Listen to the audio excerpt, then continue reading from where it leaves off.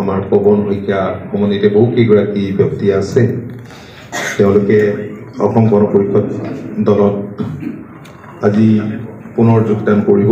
আমি আন্তৰিকতাৰে দললৈ স্বাগতম জনাইছোঁ। আৰু আহিব বিভিন্ন ৰাজনৈতিক দলৰ কাৰ্যকৰ্তা কৰ্মকৰ্তা।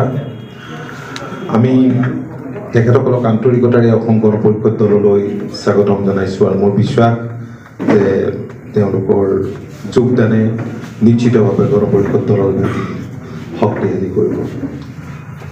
মই 2024 বৰ্ষৰ পাঠখনত ইয়াত সাংবাদিকৰ সৈতে যেতিয়া মুখামুখি হৈছিলোঁ, মত বিনিময় কৰিছিলোঁ, তেতিয়াই কৈছিলোঁ যে 2024 বৰ্ষটো হ'ব অসম গণ পৰিষদ দলৰ ৰাজনৈতিক শক্তি বৃদ্ধিৰ বৰ্ষ।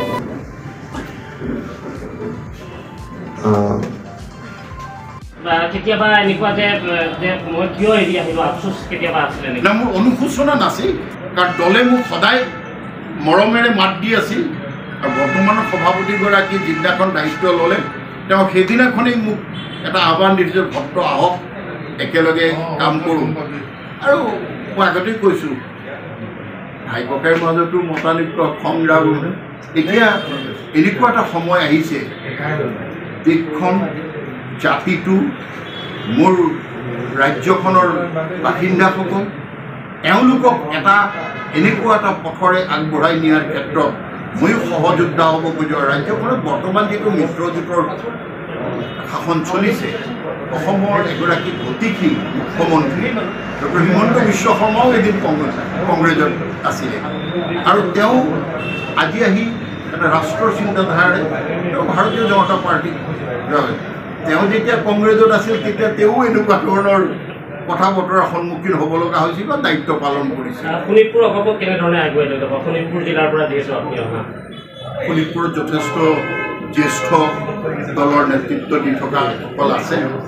নবীন প্ৰবীণসকলৰ লগত একেলগে মিলিজুলি মোক য'তেই যি ধৰণে দায়িত্ব ন্যস্ত কৰিব সেইধৰণে কাম কৰিম। 24ৰ নিৰ্বাচনত মিত্ৰজোঁটৰ কেনেকুৱা ধৰণৰ হ'ব আৰু আপুনি এৰি অহা দলটোৰ কেনেকুৱা, কি দেখিছে? এৰি অহা দলটোৰ ভৱিষ্যত থকা হ'লেতো নিশ্চয় মই আৰু অলপ দিন ৰখিলোহেঁতেন, কিন্তু এৰি অহা দলটোৰ ভৱিষ্যত একেবাৰে শূন্য বুলি আজিয়ে কৈ থলোঁ। দম্ভালি মাৰিব পাৰিব, কিন্তু মই গ্ৰাছৰুটত থকা মানুহ, সেয়ে মই কৈ থলোঁ যে 2024 লোকসভাৰ নিৰ্বাচনৰ ফলাফল যিদিনাখন ওলাব, সেইদিনাখনো মই আপোনালোকৰ আগত ধন্যবাদ জনাইছোঁ। এয়া হৈছে অপূৰ্ব